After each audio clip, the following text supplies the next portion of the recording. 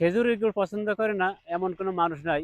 এই খেজুরের গুড় থেকে বিভিন্ন ধরনের পিঠা, পায়েস রান্না করার জন্য আমরা এই খেজুরের গুড়কে ব্যবহার করে থাকি বিভিন্ন এবং এই গুড় উৎপাদনের জন্য কিন্তু গুড় চাষীদের কঠিন পরিশ্রম করা লাগে। কঠিন পরিশ্রম ছাড়া তাদের গুড় উৎপাদন করা সম্ভব নয়।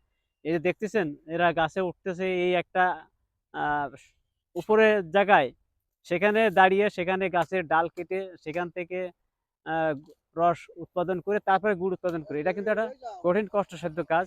যেটা আপনারা দেখতে পাচ্ছেন যে কৃষক সে তার গাছকে কেটে সে গুড় উৎপাদনের জন্য তৈরি করতেছে। এটা কিন্তু গুড় উৎপাদনের ১ম ধাপ।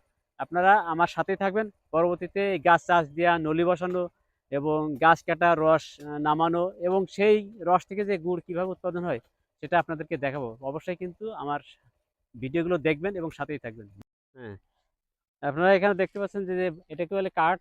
কাঠকেই বালিধারা বলা হয়। এরপরে যে বালি দিল, বালি দেওয়ার পরে যে শব্দ শুনতে পাচ্ছেন, এইভাবে কিন্তু ধার দেওয়া হয়। এই ধার দেওয়ার পরে তারপরে খেজুর গাছের যে ডেগো থাকে বা ডালপালা থাকে সেগুলো কেটে রস উৎপাদনের জন্য এভাবে ধার দিয়ে নেওয়া হয়। এই যে খেজুর গাছের ডাল কেটে ফেলাচ্ছে উনি হলো এই যে গুড় উৎপাদনকারী চাষী। এখন শীতকাল আসন্ন বা শীত অনেকটাই পড়ে গেছে। এখন নভেম্বর মাসের প্রায় শেষের দিক, ডিসেম্বর মাস আগত। এই সময় কিন্তু শীত বেশি পড়ে। আপনারা দেখতেছেন যে গাছের ডেগে কেটে ফেলতেছে। এটা কিন্তু গুড় উৎপাদনের জন্যে গুড় চাষীদের ১ম ধাপ। এরা এই ১ম ধাপে গাছের এক পাশ সুন্দর করে কেটে দেবে। এভাবে যে দেখতেছেন শক্ত যে অংশটা থাকে সেই অংশটা কিন্তু আস্তে কেটে দিবেন।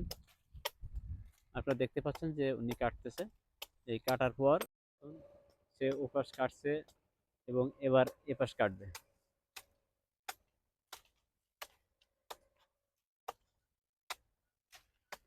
এইভাবে সে তার যে অংশটুকু প্রয়োজন হবে সে অংশটুকু এইভাবে কেটে সমান করবেন।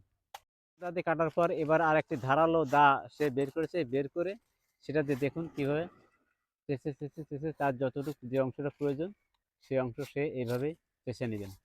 এভাবে উভয় প্রান্তে চেঁচে দেখছেন আপনারা এইভাবেই কিন্তু সুন্দর করে উনি চেঁচে নিয়ে আগাতে থাকবেন।